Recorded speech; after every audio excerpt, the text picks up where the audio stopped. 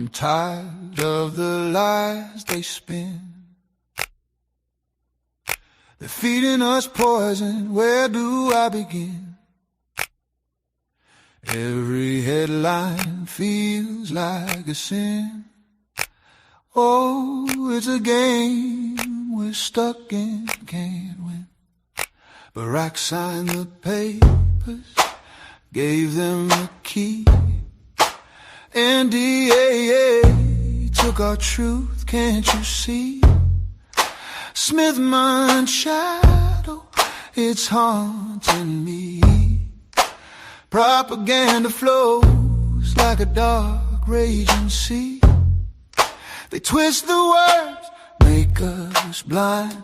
Realities are lost in their cruel grind. Who's telling the truth? Man, it's hard to find. In this media maze, we're all confined. We're rising up, can't take no more. Truth on our lips, it's time to roar. No more shadows, we'll break free. With every heartbeat, we'll make them see. Together we'll stand united and bold. No more lies, let the story be told. In this fight for truth, we'll find our way. We'll light the dark, bring a brand new day.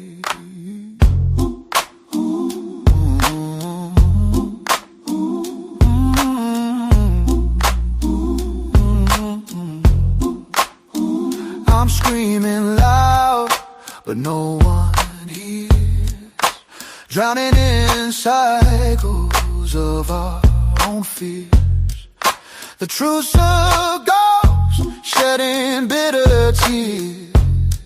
Oh, the anger rises, it's been years. So I'll sing my blues, let the world know. Fight for the truth, let the fire grow. We're breaking the chains, it's time to show. We won't be silenced, we'll steal the show.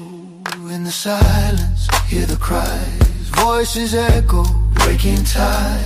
Every tear, a story untold. In the ashes, we rise bold. No more whispers, we shout loud. Together strong, we're a fierce crowd. With every step, we take the stand, fighting for truth. Hand in hand, let the walls shake, let the truth ring. We'll write the lyrics, let freedom sing.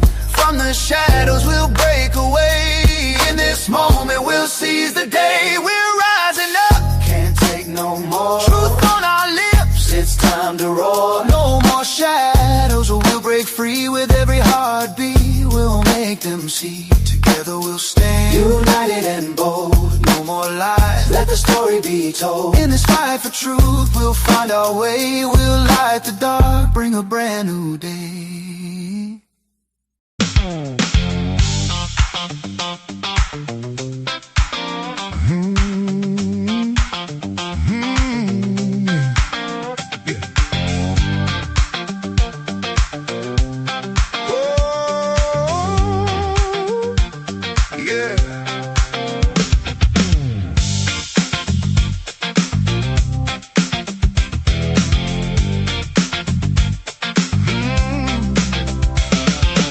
Sun's peeking over the mountain line. Coffee's hot and I'm feeling fine. Walking through rows that are grown with care. Sweet little flowers, perfume there. 8 years tending this patch of green.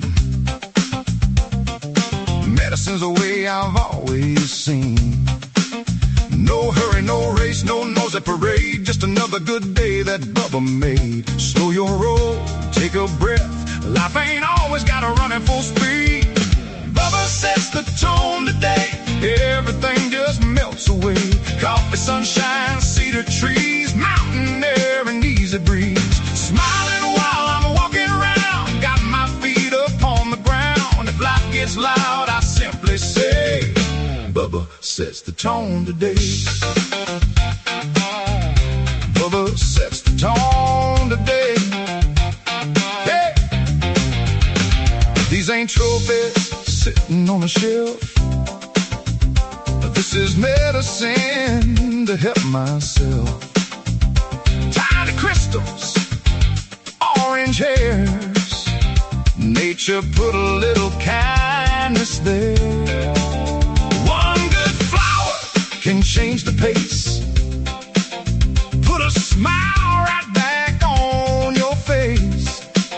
Ain't about escaping where I've been, it's about feeling whole again.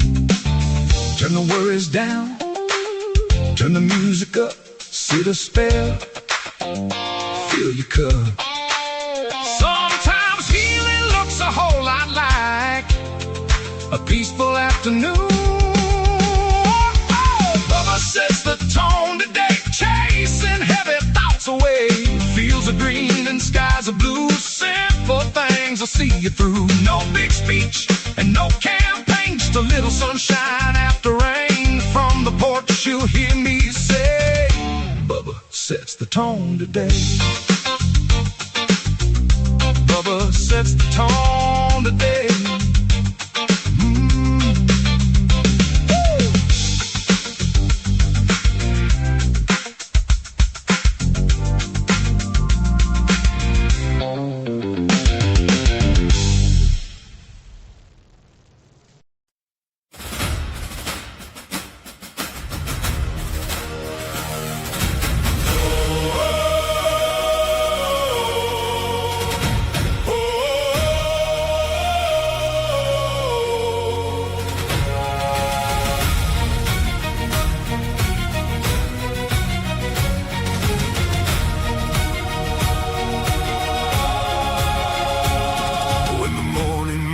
Mountains hear the whistle call the day.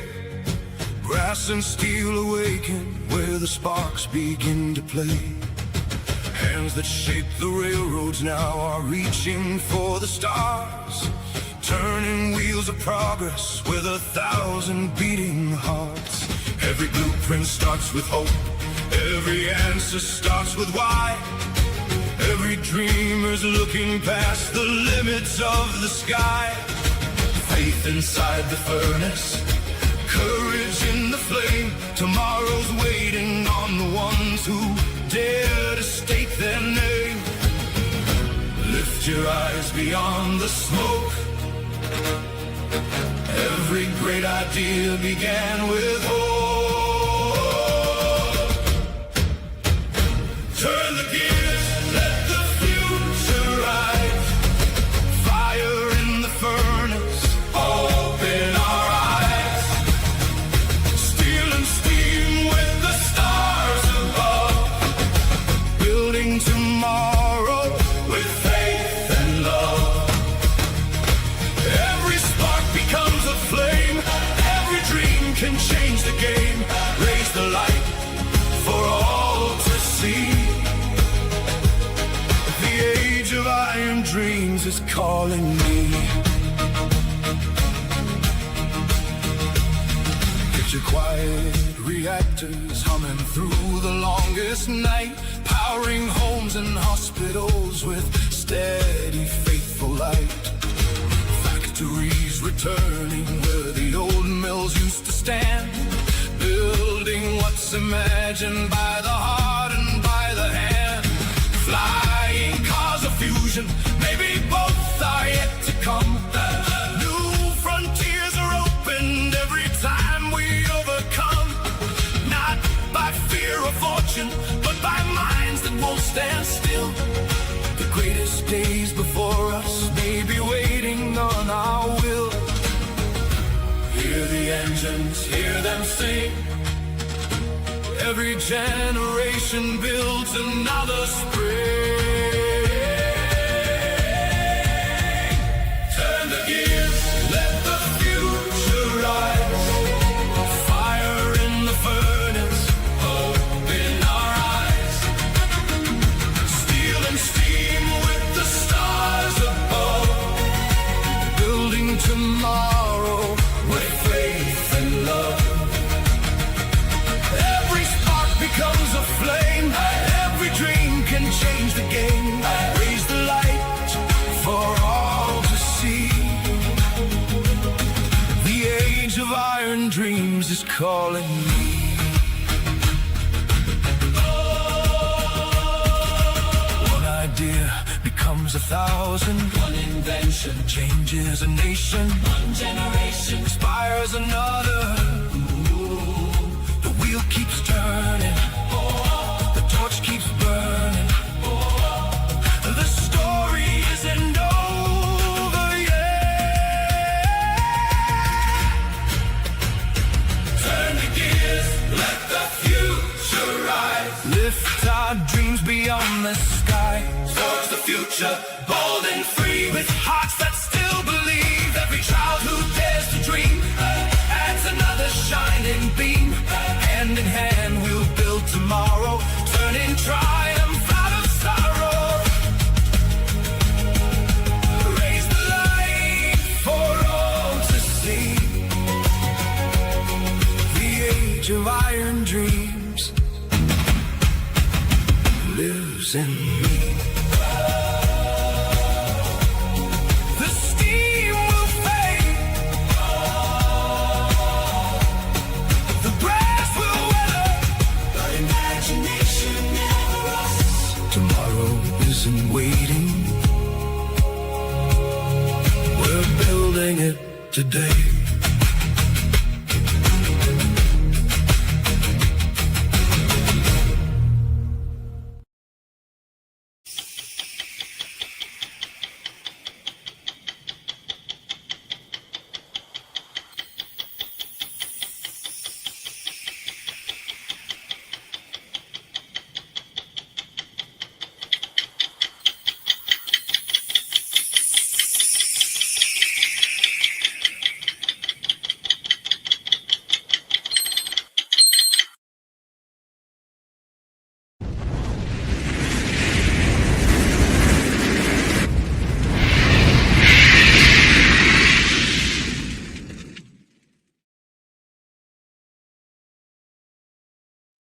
Well, good morning, good afternoon, and good evening, wherever you are, my mustard seeds.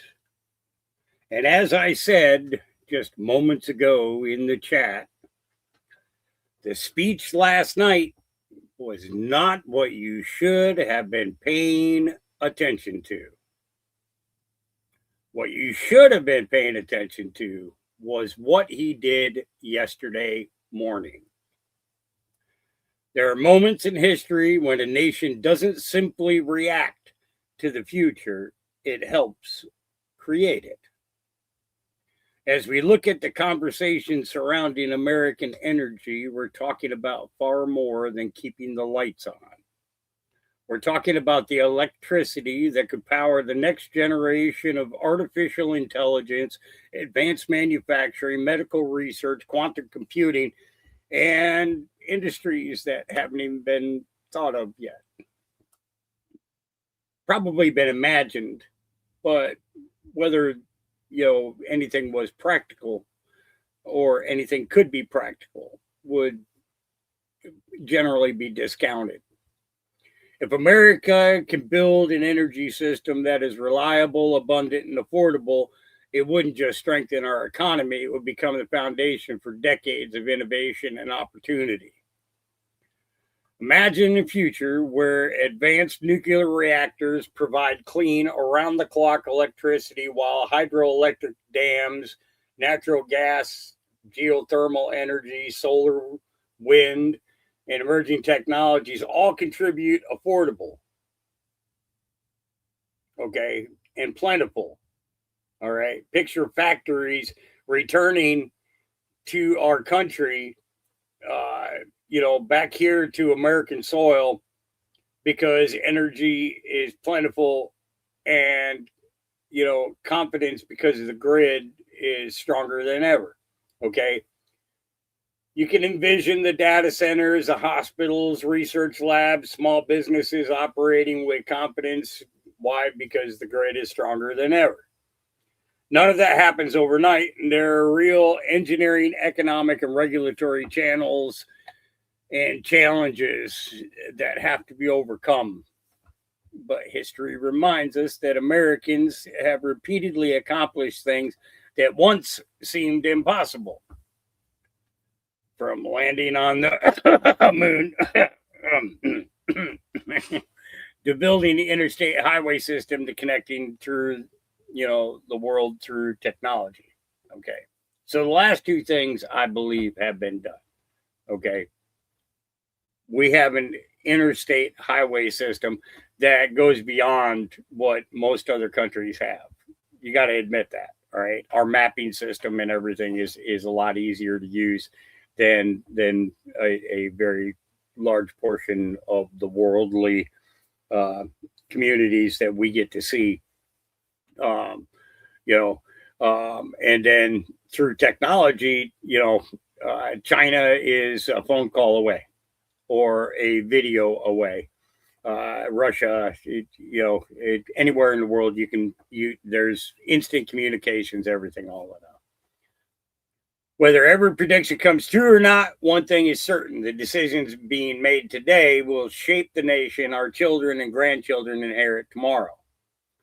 The question isn't simply whether America can achieve energy dominance. It's whether we have the vision, the determination, and the wisdom to build an energy future that is secure, innovative, and worthy of generations that follow us.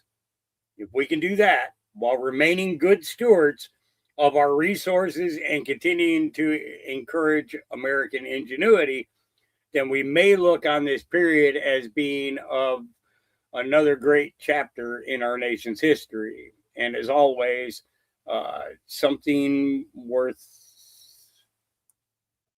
watching together, right? Seeing the ability for things to be done, and I have a feeling that we're going to start seeing things from the past. Those will be the first things that come forward. That's my personal opinion.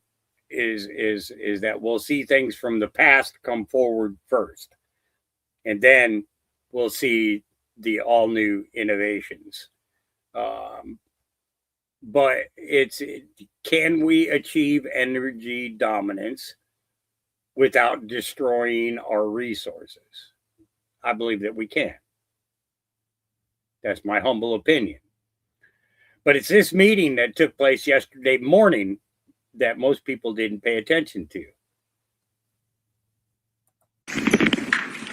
Well, thank you very much. This is going to be very interesting because we're going to be talking about nuclear. It's a wave of the future. We have the most brilliant people in the world standing behind me that were big into the world of nuclear, like my uncle was at MIT. My uncle was very big into nuclear for 41 years at MIT, but they've advanced somewhat since those days, I think, I hope. So today we're celebrating a historic milestone for civilian nuclear energy and the incredible renaissance of nuclear power in America.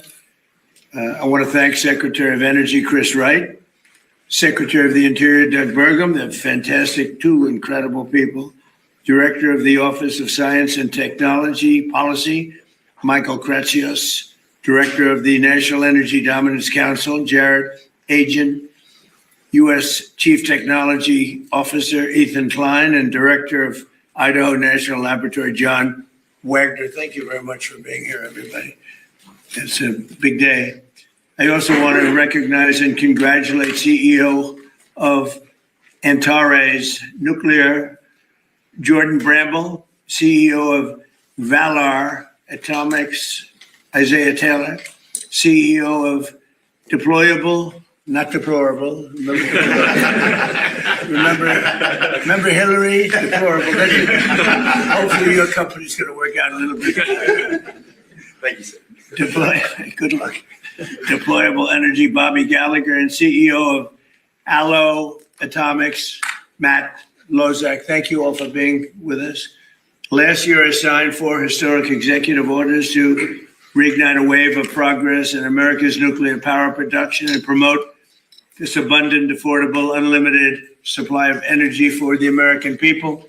As part of this effort, I directed Secretary of Energy Chris Wright to establish a pilot program for advanced reactors and see at least 3 cutting-edge reactors started up safely by the 4th of July. And what we've done has been pretty much of a miracle. Most believed the goal was impossible, but I'm delighted to say that 4 companies succeeded in meeting that deadline for the greatest in the world at this subject. So these are the first new privately funded advanced reactors to turn on the United States in over 4 decades, and making sure that these groundbreaking designs were safe to build and test so quickly was a challenge that required a historic partnership between these innovative companies and our administration. We have brilliant nuclear people. We have a lot of brilliant people, but we have brilliant nuclear people on our staff. In the past, it often took 6 years or more to approve a reactor design, if they were ever approved at all. Most of them didn't get approved, and maybe rightfully so. But now America is building again, America is dreaming again, and we're leading the world and pioneering the next generation of nuclear power. There's nobody even close. We've taken a lead over the last 2 years that has been, I hope, insurmountable. We'll see. But let me ask Director of the Office of Science and Technology Policy, Michael Kratsios, who's been absolutely fantastic in the administration, to say a few words, followed by a few of the people. Let's see, Chris Wright will go, and Jordan Bramble, and Isaiah Taylor, then Bobby Gallagher, and Matt Lozick. And if you could, don't spend too much time. That's a lot of people. But go ahead, and do you want to start it off, Chris, please? We have Michael Grazios first. Sure, go ahead, Michael. Mr. President, you signed 4 executive orders last year, and you set one of the most ambitious goals in civil nuclear history to essentially have 3 reactors go critical by the 4th of July. This is an accomplishment that many thought would not be possible. The last time that a privately funded new reactor design went critical was in 1974, so it was over 50 years ago. And we were able to achieve that and surpass it by having 4, and these are the great 4 American companies that got it done. Great. Go ahead, please. In the last 30 or 40 years, the American nuclear industry has been quiescent. Most of the reactors built around the world have been built by Russia and China, both in their countries and abroad. President Trump said enough of that. America is going to be back as the leader in the nuclear space, in large reactors and in next generation small reactors. He set a bold goal. It's been exceeded. And I'm incredibly proud to be standing here with these fabulous entrepreneurs next to me. And brilliant science people, too. Really. Please, go ahead. Mr. President, thank you so much for your leadership. It was really your executive orders that catalyzed this nuclear renaissance. When they first came out, people scoffed at them. They said it couldn't be done. And now there's not only 3 companies, but 4 companies here that really met the moment. Us at Antares, we look forward to being a resilient energy source for Golden Dome, to power high-powered assets in space, and eventually undersea autonomy. So this is a strategic technology for our nation. And what we look forward to doing is putting reactors on our military installations before 2028. That's great. Great job. Thank you, sir. Okay, please, go ahead. And Mr. President, thank you so much for your leadership in this moment. I think that the United States has been a leader in nuclear energy since the very beginning. We were the first ever to turn on an advanced reactor in the world. We were also the first to turn on any type of nuclear reactor in the world. But over the last 30 years, we became more interested in PowerPoint than in power plants. And it's your leadership that is changing that. The executive orders that were signed last year, I think if you look forward in 50 to 100 years when we have nuclear power of every kind that's allowing us to make steel again, to make aluminum again, to actually be able to go to outer space and all the places that humanity wants to go, you could trace it back to the executive orders that started last year. So we're honored to serve our country and be a part of this. And thank you again for your leadership. Thank you. Great job. Go ahead, please. Thank you, Mr. President. Thanks for setting such an audacious, bold goal. As some of the other CEOs have said, most people thought this was impossible. But the American spirit was unlocked through your vision and through the Department of Energy and the Secretary and through the INL and John's team. We couldn't be more proud to be part of this moment. I do think this is going to be historic. I do think people are going to look back and believe that this is when the tide turned on nuclear and how we unlocked cheap and abundant energy. Thank you. That's a great job you're doing too, by the way. Anybody else? Yeah, one more. Please, we cut it close, but we went critical at 12:20 a.m. on the 4th of July. Wow. So thank you again so much for setting these executive orders. Like everyone else said, we would not be here without those executive orders. So thank you so much. And what it's unlocking for us is this year we are going to be raising $1 billion, moving into a 1 million square foot facility. and our target market is data centers. So we're making the ideal nuclear product to power AI data centers with bring your own power. That's our whole goal. So thank you once again for unlocking this, and we really, really cannot be here without you. That's great. Thank you very much. Appreciate it. Have anything to say? Sure. No, go ahead. No, I would just say, I mean, this is exactly why you created the Energy Dominance Council, that you wanted to unlock new forms of energy. People ask us all the time about green energy, and I say, if you want to invest in green energy, invest in nuclear. That's the kind of energy that's going to solve the energy demand that's out there, and that's baseload energy that's going to solve our solutions, and that's the energy of the future. Sure. Thank you. I would just add, we invented nuclear power in this country. At Idaho National Laboratory, first demonstrated nuclear power in 1951. After that, 52 different reactors were designed and tested there. But it's been, prior to the last couple of months with these gentlemen, it has been more than 50 years since we had a new reactor go critical on our site. And I have to say that in all my years, and I've been around for a while, I've never seen government, private industry, and the laboratories working together this effectively. And it's all driven by the bold goals in your executive orders. So thank you very much. Congratulations. So first of all, maybe you have some questions for the people behind me. Please go ahead. Hi, Mr. President. I want to ask about the Saudi nuclear deal. This man over your shoulder announces a big deal after 18 months of negotiating with the Saudis. Seems like it's all done, it's signed, and then you come out, throw some new conditions on top of it. The whole thing blows up. So did he get out ahead of you, or what happened there? No, nobody got out ahead. I mean, I just say that in order to do it, they have to be a member of the Abraham Accords, which have been very successful. But it's time now that they do it. They and others didn't want to do it because of the problem that they had with Iran. You don't have that problem anymore. You don't have a great power there anymore. You have a problem, but the problem is disappearing day by day. They were the bully of the Middle East. They were not going to be that much of a bully anymore. They'll probably, I think, instinctively want to be. But you don't have the same problem that you would have had 4 or 5 months ago, before they had no Navy, no military, no anti-aircraft, no leaders. I mean, their leaders are gone. A lot of things have changed with respect to that country. So, no, we want them to, it's a two-way street, and we think it's very important for the future of the Middle East. The Abraham Accords have been incredibly successful for the countries, as you know, for the countries in them. And I think it's very important. So, at some point they'll join and they'll do their civil. That's really, I call it civil nuclear, but that's what it is. No enrichment, is civil nuclear. Quick question about Iran. You're talking about blowing up civilian power plants and bridges. Much of the civilized world would consider that a war crime. Do you?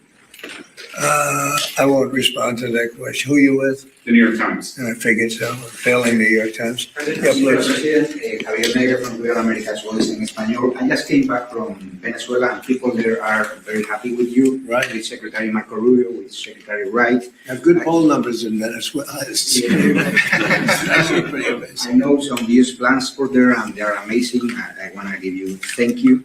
I want to ask you one question, because some people there, they are asking that.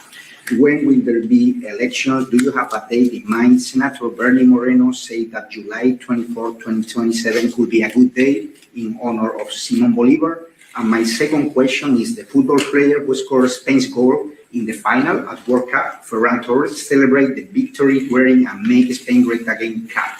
The communists are attacking him because they say that it's a friend of you, and also they are attacking Argentinian players because of Milei. What do you think about that? Well, he's a great player, and he was wearing essentially a Make America Great Again cap, so it was a nice tribute, and I think he meant that very nicely. We appreciate it. We've made America great. We have the greatest country in the world now. I will say this, we were a year and a half ago, 2 years ago, this country was in deep trouble. We had borders that were a disaster. We had everything you could possibly have, including men playing in women's sports. Even the Supreme Court's taken care of most of that problem. But we had a country that was in big trouble. It was being laughed at all over the world. We have the hottest country. This is the hottest country anywhere in the world. So I saw him wearing the essentially Make America Great Again hat. And I know that he meant it as a very great compliment, and we appreciate it. As far as the elections in Venezuela, they're not really ready for them yet, but boy, a lot of progress has been made. Delsey's been doing a fantastic job, as you know. The amount of oil coming out of Venezuela right now, even before the big companies, Exxon, all the big companies are looking at it. They're going there. It's very fertile territory. But the amount of money being made by Venezuela now is more than they've ever made before, and we're taking a lot also for our efforts. And the money's being sent, and the oil's being sent to Houston and Louisiana to be refined. And we paid for the war many times over. It's been an amazing fact. And as you say, I'm very popular in Venezuela because we're bringing tremendous economics back to the country. And they were absolutely dying. They were in such trouble. And now Venezuela is becoming extremely successful. They're taking in billions of dollars, selling millions and millions of barrels of oil.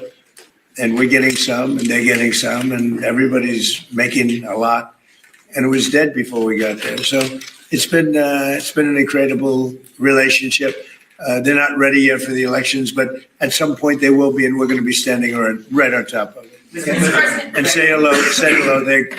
I've known them for a long time. I've known that country, and I own the Miss Universe pageant, and Miss Venezuela always did very well in that pageant. So I know something about the country, but I've known it for a long time. They're great people. Say hello, okay? Mr. President, Peter. About Iran, what is the exit strategy? Well, I think there's a lot of them. There's a military exit where we just keep going just the way we are, and we can even make it a heavier dose, and it's knocking out everything they have. Or there's a smarter strategy, and that's you make a deal, and they want to make a deal. I just don't think they're ready yet, but they do want to make a deal. Sometimes they don't want to say they want to make a deal. They want to be the tough guys, but they do want to make a deal. There's two ways. I mean, it's you can just keep doing exactly what we're doing and take them apart piece by piece. We can do it at a more rapid fashion, which we might do, or we can negotiate with them, which we're also doing right now. I mean, as we speak, we're talking to them. And you said today that Russia and China are not helping. Earlier this week, the War Secretary Hegseth said that they are enabling. So what is the difference? Well, I don't know that they're enabling. I mean, I will tell you that President Xi said he will not partake, and President Putin said the same thing. I think, I trust them. They've had a long-term relationship. There could be some things they do, but thus far, at least, it has not been major. I don't think they'd want to have me disappointed. And there's a different story, not Iran. There's this nasty parasite that is giving people in 9 states explosive diarrhea. When is it going to be safe to eat lettuce again? I don't know. I haven't thought about it. It's the first time I've been asked that question. Are you eating lettuce recently? I should always have more lettuce. You want to get the hell out of here, Peter.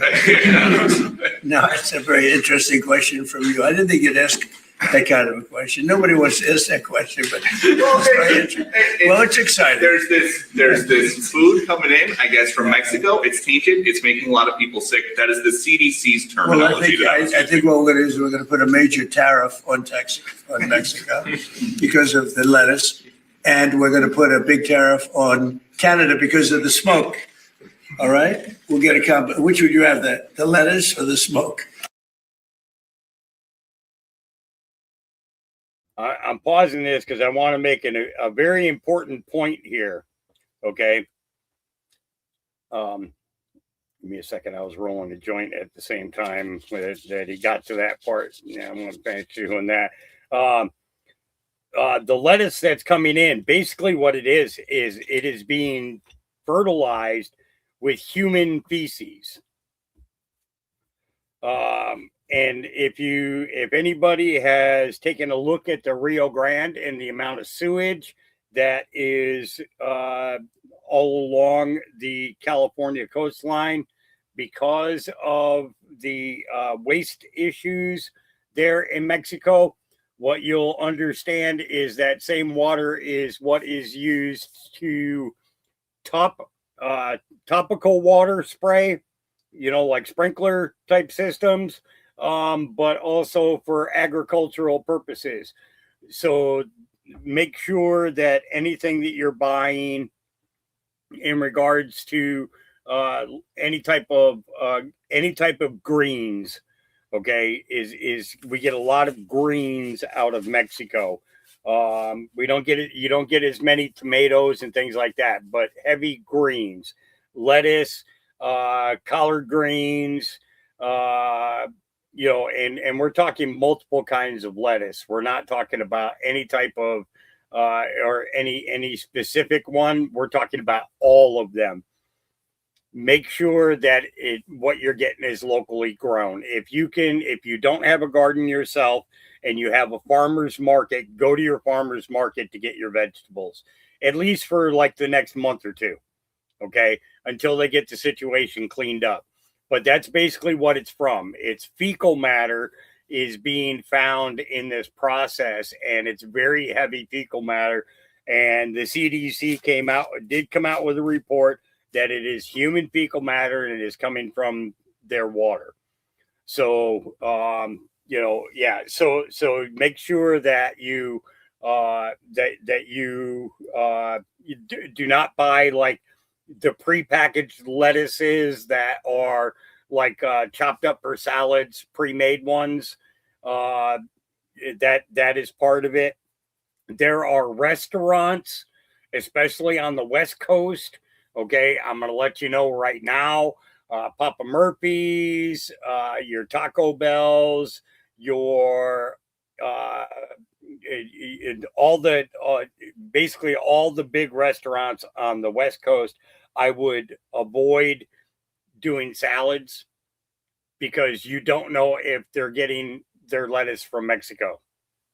So, and the thing is this, okay. So the second thing is that this diarrhea is also causing a severe hydration to people, which is also not conducive when you're, over the age of 50. Okay. Yeah. You definitely don't want to be dehydrated, and as an older person. It just doesn't work out well for us. It just doesn't. It never does. So that's what Peter was asking about, and I did do some looking into that, and I figured I would give you that information while it was fresh in my head. I think I'll take the smoke.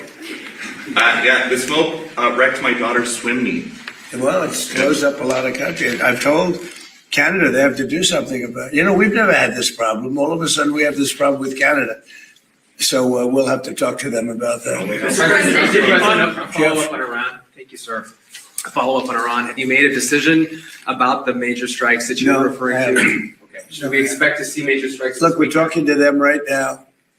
I think they're getting more and more serious as the days go by, for maybe the obvious reason.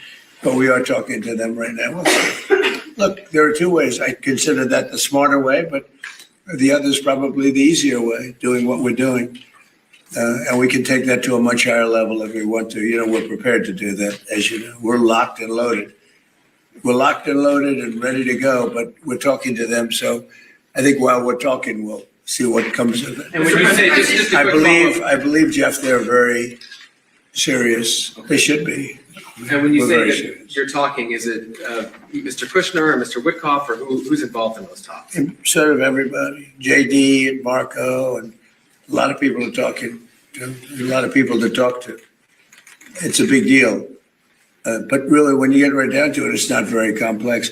They cannot have a nuclear weapon. Very, very simple actually. But it's a big deal. They cannot have a nuclear weapon. If they have even a thought of a nuclear weapon, we will just continue to go at much higher levels. But we are talking right now, and we'll see what comes of it. I'm not, despite what everyone says about the election, I'm not in a hurry. We have to do it right.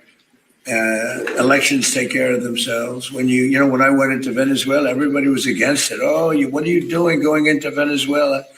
And then 2 days later, they said, wow, that's fantastic.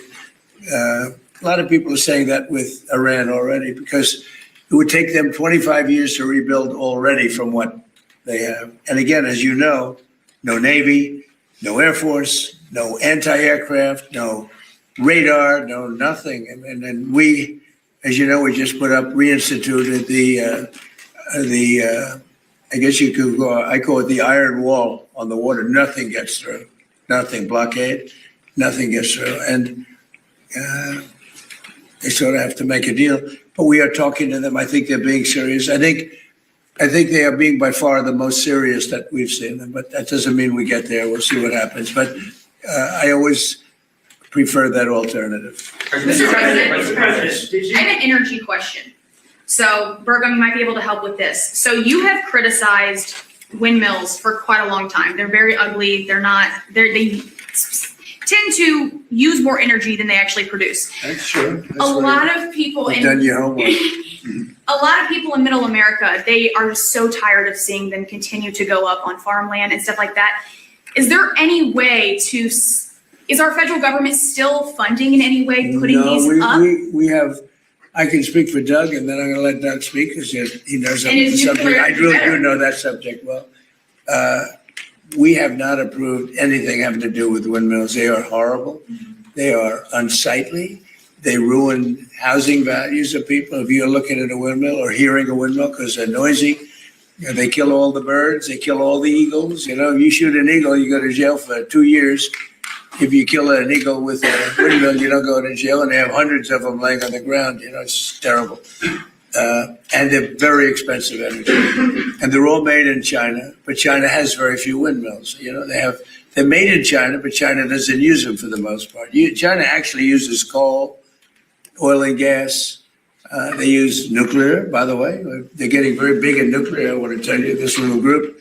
But they don't use wind. Wind is inconsistent. It's unattractive. It's very expensive. It's probably the most expensive form of energy. So I've been talking about it. We essentially, unless there's a trick reason, we will have hopefully no wind farms approved. We're doing more than anybody ever in history having to do with energy. But I've restricted wind farms, windmills.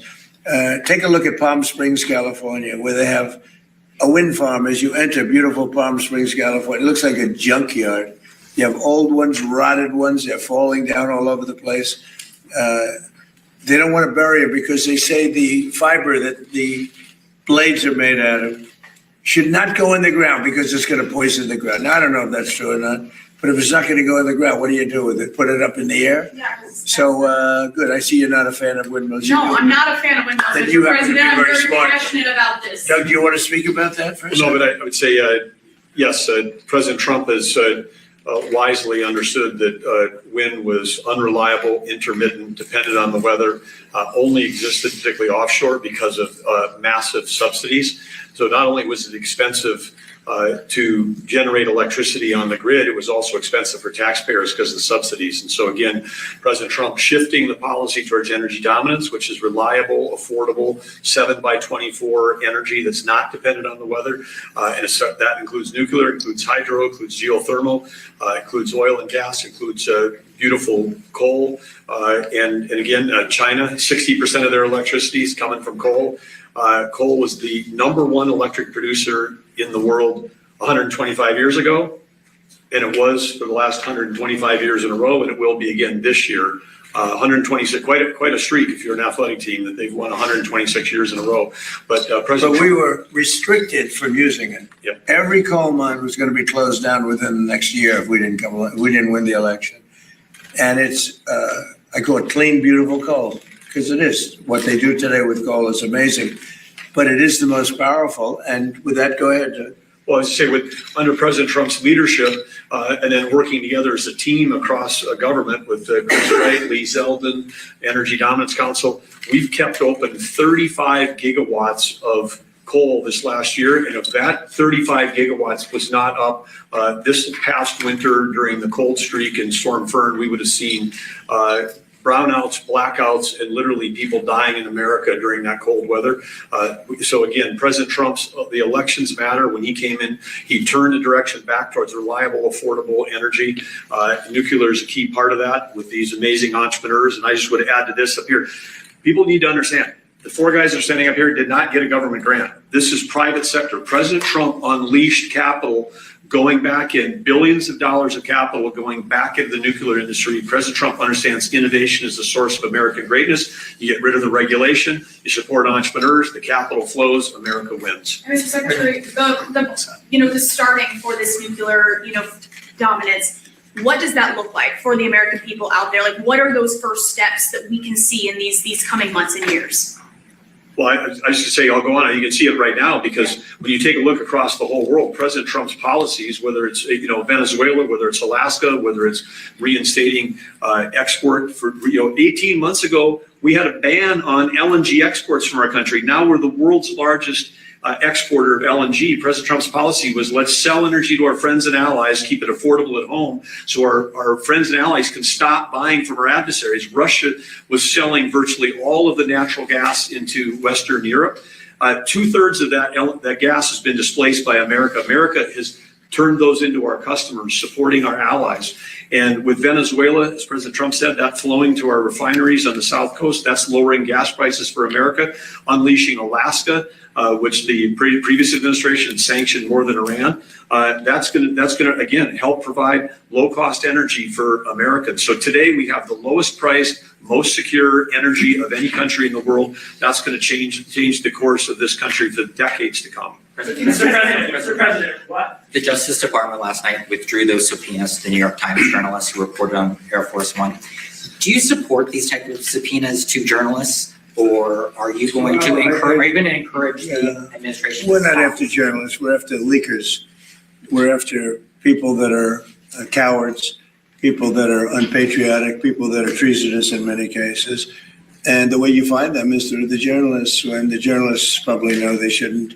Right, they shouldn't be giving information out like that particular information or others. We had a lot of, look at the Supreme Court where they leaked the opinion of Roe v. Wade early. That person should be found.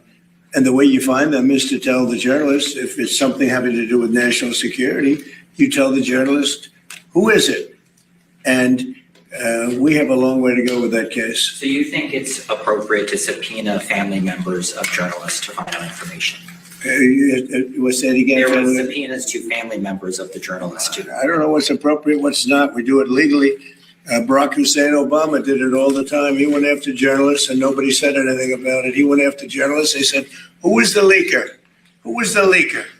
And if you don't give us the leaker, you go into jail. You know that. But when, Obama does it, it's okay. When I do it, it's not. In many cases, that's the only way you're going to find out who a leaker is, and it has to do with national security. It's amazing. He did it many times, and nobody said anything about it. But when a Republican does it, when in particular Trump does it, everybody makes a big deal. Now, the way you find out is you say to the journalist, if it's national security, I would say I really put it down to national security, not in all cases. But when you have somebody doing a national security leak or a leak of great importance, and you have somebody inside the walls of, let's say, the White House leaking, I think that's a national security concern. I think it's absolutely fine. And again, I'm not knocking Obama for doing it. I'm knocking the press for not even wanting to cover it. But Obama did that often. Other presidents have done it also. They go to the journalist or the reporter. They say, national security, who gave you this information? I'm okay with that.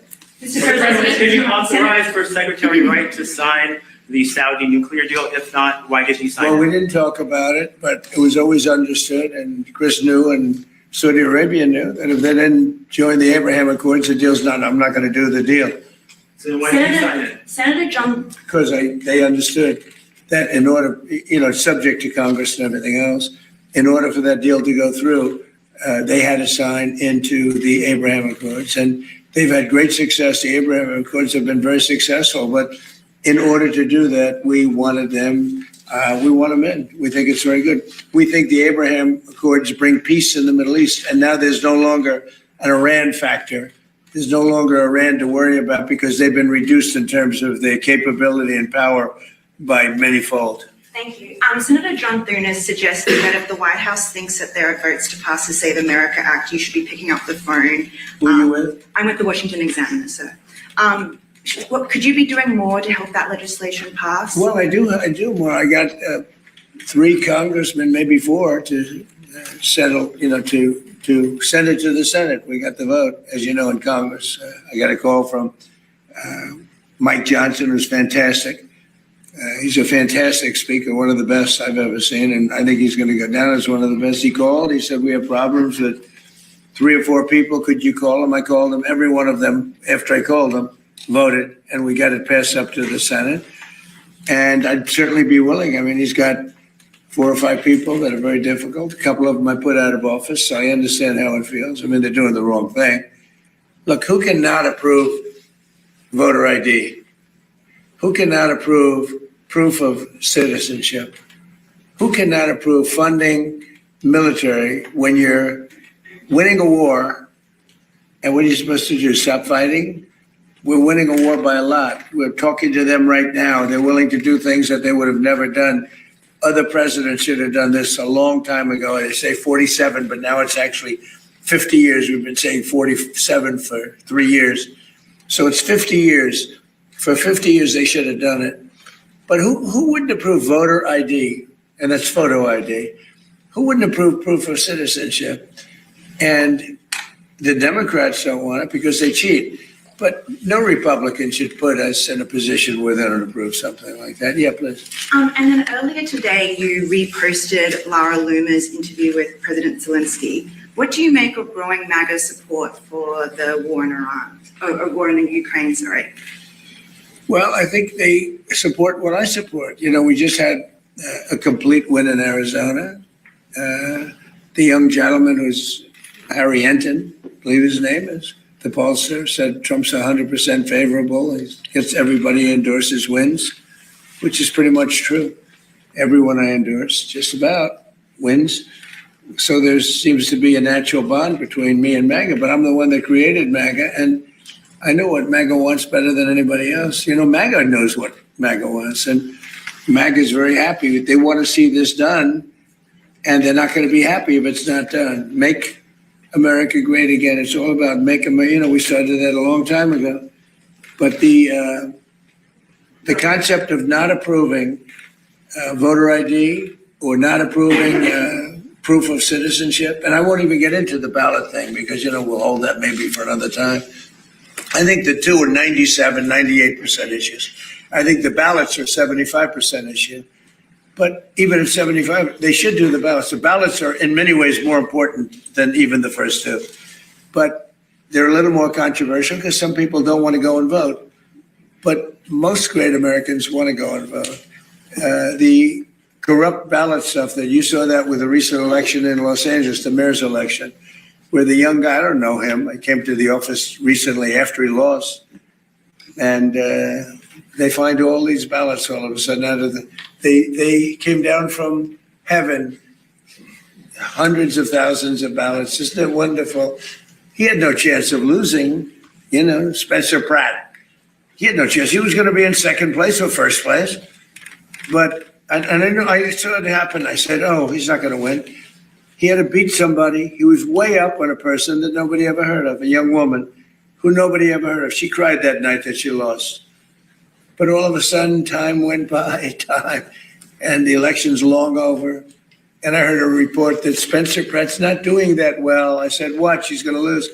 And he lost. It's crooked. We have crooked elections in some places. President Trump, today it was announced LeBron James has decided that he wants his next team to be the 76ers. Where do you stand on LeBron versus Michael Jordan as the best ever? Well, Michael Jordan's a guy that's a friend of mine. Play golf with him. He's a really good guy. And I think LeBron is, maybe he's a racist, but maybe he doesn't like Trump. I don't know. But I only like people that like me. So I would say Michael Jordan all the way. And another sports question.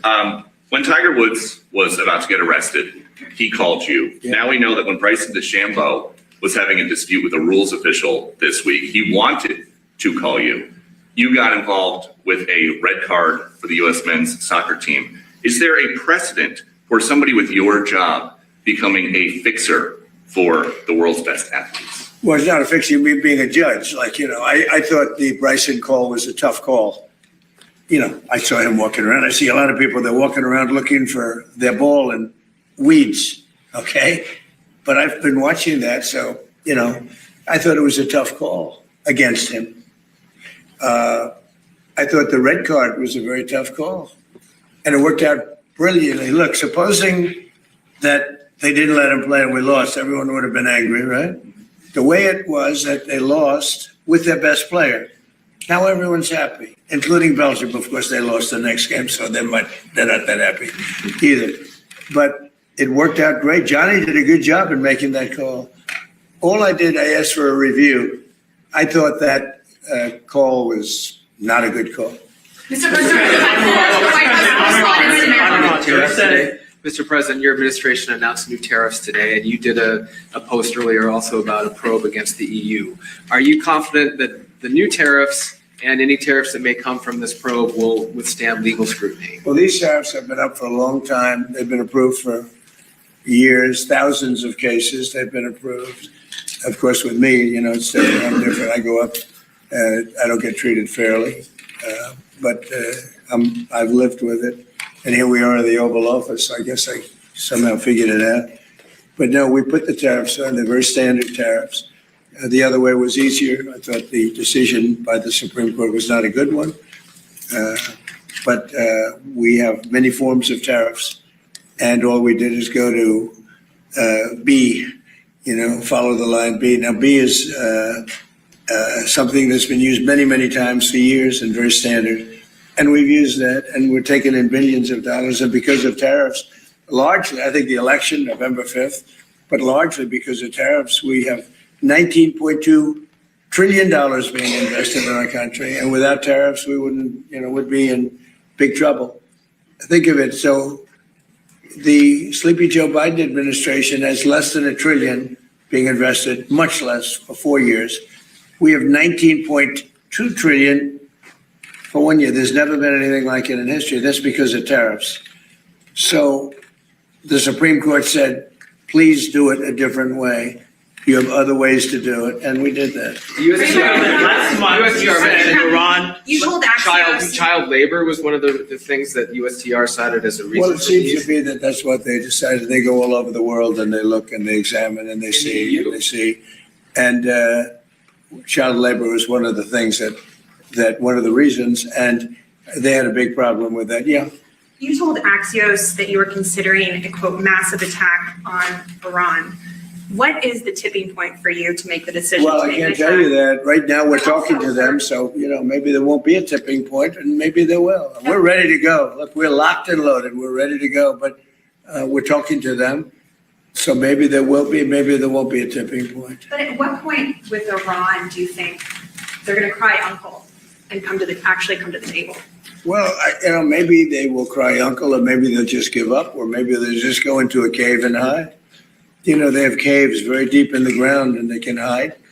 They get shaken up pretty good, but they can hide. But we've taken out their first level of leadership. We've then taken out their second level of leadership. We've taken out some of the third level. And we're negotiating with the rest. And we'll see how it all works. And right now we are talking to them seriously, but I've talked to them before and they don't seem to be able to get there. Maybe now they will.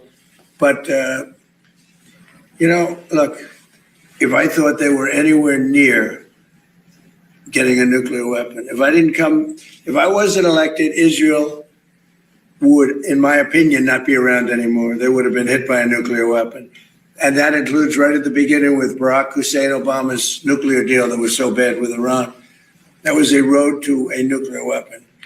And maybe even more so, the B-2 bombers. If that plane right there, that beautiful plane, the wing, it carries the largest bombs in the world. If that bomb didn't go over their 17-hour flight and it hit, every one of those bombs hit their target, and the target was an air shaft at 2 o'clock in the morning. It's hard to believe, right? Going at very tremendous speeds. Every one of them hit and blew it to hell. If that didn't happen, they would have had a nuclear weapon and there would be no Israel. If I wasn't here, if I wasn't president, there would be no Israel and there probably would be no Middle East. And you saw that when they shockingly started shooting at everybody all over the Middle East. If they had a nuclear weapon, they would have used that.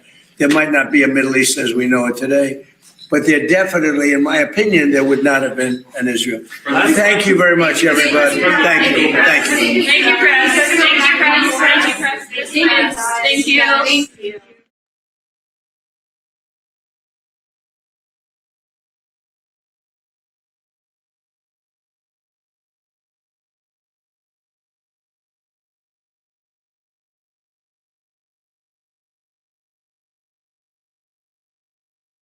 And I forgot to unmute myself again. Yeah, I didn't want the background noise going because the dogs were all howling because fire trucks are going crazy. We got wildfires all around us right now, so I'm kind of trying to pay attention to the podcast, but at the same time, watching the fields to make sure we got no embers or anything like that landing. So if I seem a little preoccupied, that is pretty much why. So, but, again, it goes back to the question of, can energy dominance be achieved here in America? And it can. It really can. And the thing is these nuclear power stations that they have built are so compact that they can be loaded into a tractor trailer and delivered and set up in a matter of hours. Each one does a minimum of 6,000 homes. So basically, and there's a lot to it, and I don't know. I had some weird dreams. I had some steampunk kind of dreams last night, and those of you that know what steampunk is, you'll get where I'm going with this. So the clothing that you see me wearing there, that's called steampunk. And basically it's the mechanical what would you call it? Mechanical steam engine type thing, like steam trains and things like that, and steamships and things like that. Steampunk. And I think that it was a really weird dream. I dreamed that I was at a party, okay, and everybody was dressed in steampunk. Everybody, even the animals were dressed up steampunk. It was a weird dream, but it was cool at the same time. It was cool at the same time. But there's a whole article that goes with this, okay, and I'm going to drop the link for that here in the chat. And it is at whitehouse.gov. If you go into the videos, you can see where he talks about the announcement and all that. So so it's I found that interesting. I thought it was kind of everything kind of coinciding, and it's not only that, but the dreams that I've had in regards to energy devices, things like that. Over the years, I have a feeling we're actually going to live to see it. We're going to live to see these changes. We're going to live to see this, and we're going to be able to enjoy seeing this. And I think that's kind of a cool thing. Yeah, kind of cool. Sort of, kind of, maybe, sort of. Yeah, maybe. Yeah, I don't know. I don't know nothing. You don't know nothing. All right. So I got about 10 minutes left before I've got to head out to meet the guy who's delivering my water today, and I've got to get my dog food order in before it gets too late in the day, or else the dogs won't be eating tomorrow. So I got to get all that done. So I got about 10 minutes left. And what I wanted to hit was a few of the things from last night's event. I want to cover more, but I've got to be cool about the and be responsible about the time that I'm taking. So this is at the gala, the what do you call it? The correspondence dinner. Yeah. So let's go ahead and hit a couple of these. But after hearing the gunshots, many people yelled, get down, which caused Nicki Minaj to start twerking. Do you believe it? Get down. She's the only one that really understood what that meant. But after hearing... Yeah. So he ripped into quite a few last night, and we're gonna cover a couple of them. It was I liked it. All right, here we go.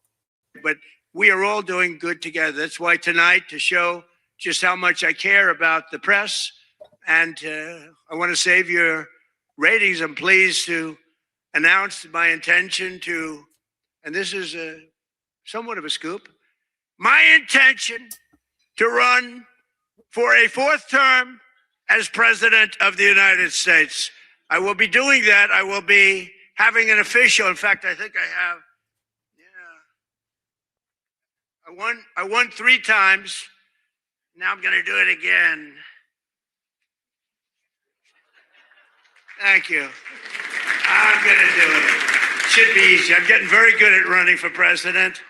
No, I won 3 times, did very well the second time, by the way. It's a rigged election, but we don't have to talk about it. You know, it's interesting when you come back and you do a good job like we did, you don't care about it so much, but we do have to tighten up these elections because they really are in seriously bad shape. But yeah. All right. And then we got this one. But this year, the association decided not to have a comedian, so they considered using Jimmy Kimmel, Jimmy Fallon. These guys, they're terrible. They're terrible. Stephen Colbert. These are people without talent. They get a lot. They have talent. You know who has talent? Their agent, getting them the money they get. They have no talent. But they are not comedians. They're not funny people. They're angry people. They're sick people. But the association really put on a big show, and they have somebody very special. I look forward to seeing him. And so they thought about going with a professional clown for entertainment, but Adam Shifty Schiff was not available. You know, he's known, I called him, I hate some people, you know, I shouldn't say this, I'm not supposed to hate, I'm supposed to love everybody, but he's a terrible person, he's a liar.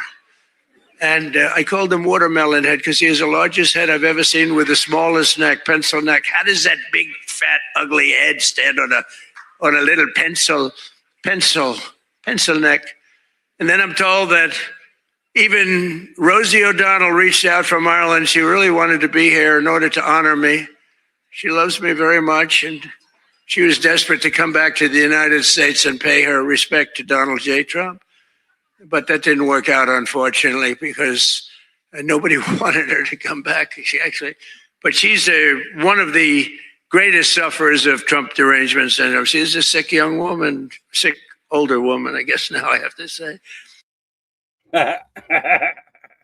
He went there. He went there.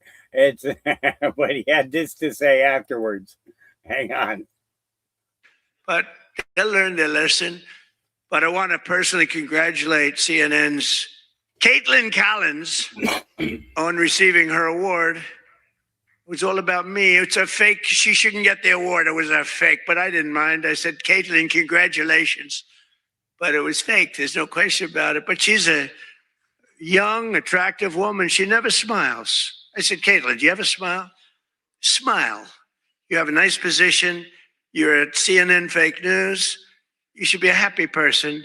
So smile, Caitlin. Just smile. But we attack, and I thought Caitlin had really made it big with a major new sponsorship. But then I informed her that it wasn't her on the Bud Light can. It was Dylan Mulvaney. And Dylan Mulvaney cost Bud Light $35 billion in market cap. But they'll learn their lesson. Yeah. But I want to personally congratulate.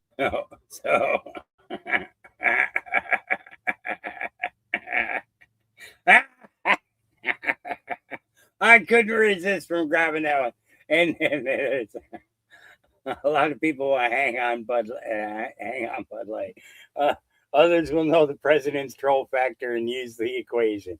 Yeah, and then this is this is getting too good. This is getting way too good. It's getting way too good. It's all right, but let's keep going. When while I have all of the press here in one place, I have to say that we're having an amazing load of accomplishments that the media never talks about. For example, under my administration, a once feared and powerful regime that relentlessly attacked America has finally been toppled. Their former leaders have been removed, and they're now being run by a gay dictator facing internal divisions. But I, for one, wish Barry Weiss all the best at CBS News. She's a wonderful woman. While I have all of the... Because Barry Weiss has got his hands in Iran's pockets so deep. That's where a lot of the propaganda is coming out of. A lot of it, all right? This man has zero fucks to give right now. I think they're ready to. I don't think it's time yet, but I'm willing to listen. But they cannot have a nuclear weapon. We don't want to see Washington, D.C., or any of our cities, or Israel, or frankly, the Middle East, destroyed with a nuclear weapon, because I know the power of nuclear weapons. I see it. I get to see it. We're not going to let that happen. So this is all. Okay. Now, I want you to think about the seriousness of this statement right here. Nuclear weapon. We don't want to see Washington, D.C., or any of our cities, or Israel, or frankly, the Middle East, destroyed with a nuclear weapon, because I know the power of nuclear weapons. I see it.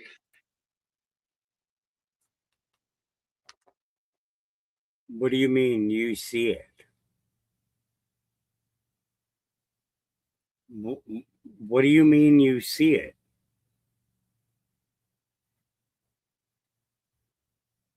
I mean, seriously, I want you to think about what he just said. He says, I've seen it. I've seen what nuclear can do. Where have you seen this? Okay, now what I want to say is, when did you see this? When did you see this? We've been talking about time traveling, right? I'm telling you. Project Looking Glass, event that could not be altered. Remember the video I played for you of the technician who was asked to go and work on this operation, and he said they kept coming to the same stopping point where the no matter what way they went at this thing, it always had the exact same outcome. There was an event that happened that nobody could alter it. Right? Okay. Then in the 1980s, in this is in the 1980s, a young Donald Trump on the news talking about he doesn't understand why there are time travelers trying to kill him.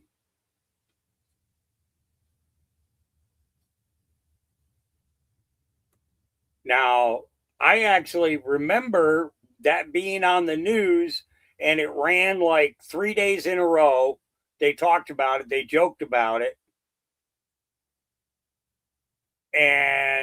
But then I'd never heard anything about it ever again. Okay. So there's a lot of curiosity here with this, but let's go ahead and continue. But he's talking about, I've seen what a nuclear weapon can do. I get to see it. We're not going to let that happen. So this is all about, we will not let them have a nuclear weapon. And they would use it. They would use it if they had it. But Oz, I do have one question about what happened that time, because he was there. How the hell did you not see that coming? He sees everything. He sees everything. He's telling me about your grandmother and your this. Why the hell didn't you? We got to ask him that question when he gets up here. Why didn't he see that coming? But of course, this evening, it's really all about the fake news media and your handling of prizes, writing and producing and performing made up stories like the Academy Awards. You know, Academy Awards used to be the. We already heard this part, you know, but it was that part right there that I really wanted to be poignant about, was his exact wording, you know, was just, and yeah. So let's go here. And I just want to say, it is a room. I have tremendous respect for the people in this room. Sometimes I don't feel you treat me fair. Maybe you do. I don't know. I don't feel that, but sometimes you treat me very fairly. And I have a lot of respect for your profession. Your profession's amazing. And I just want to thank you for having me. And it's been fun. And I've met a lot of great people. And, you know, I used an expression, and I've used it right from the beginning. I did this for one reason, to make America great again. And that's what's happening right before your very eyes. We have made America great again. It's going to get a lot greater. So thank you all very much. It's an honor to be with you. Thank you. Thank you very much. Yeah. That's how he ended it out. But, you know, I just thought it would be kind of interesting to share with you guys that press conference yesterday morning, you know, and the executive, the signing of the executive order, and then the agreements with the 4 companies that met the deadline for that project. I thought that was interesting enough to bring to your attention and go from there. So with that, I'm going to wish you all a great Saturday. I'll keep an eye on the news today, and if there's anything significant comes up, I'll be back tomorrow. If not, it'll have to be on Monday. I've got a friend coming over to help do some things before he goes out of state for a couple of weeks. And it gets kind of too late in the season for me to be able to get certain things done. So we got that whole fence area all repaired. We got all the trees cleared out. We got like 6 more trees that we're going to cut down so that we don't have to worry about them falling on or near the fences, to make sure that we keep the dogs contained all right and stuff. So and all that. So with that, remember, you know, our Creator loves you unconditionally, and with grace and mercy. He offered us a way to have access to his kingdom when this is all said and done, and that was through his Son Jesus Christ, our Lord and Savior. And he loves you, because he loves everybody, and I love you. And I will see you guys either tomorrow or Monday. But have an awesome weekend, and take a minute, breathe, and until we meet again, well, keep your head on a swivel.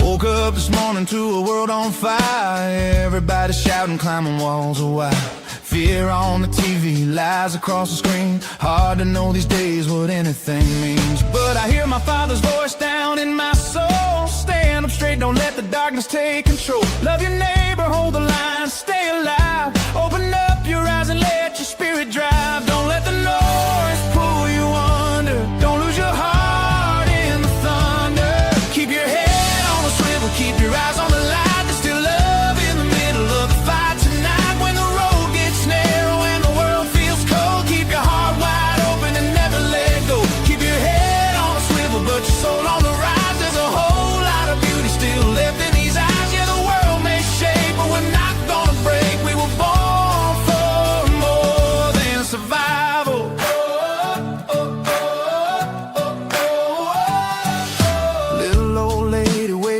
porch swing, kids on the sidewalk still learning to dream.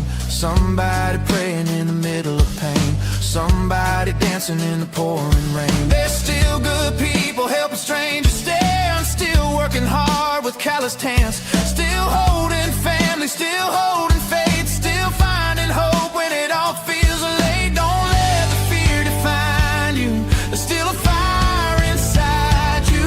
Keep your head on a swivel, keep your eyes on the light. There's still love in the middle of the fight tonight. When the road gets narrow and the world feels cold, keep your heart wide open and never let go.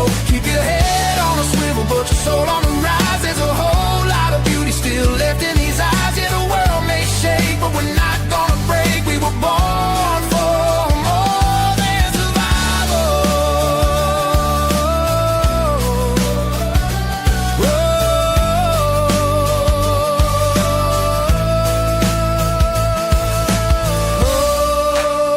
Oh, don't forget who you are. You were made from the dust and the stars. Oh, even when shadows fall, love is still the strongest thing of all.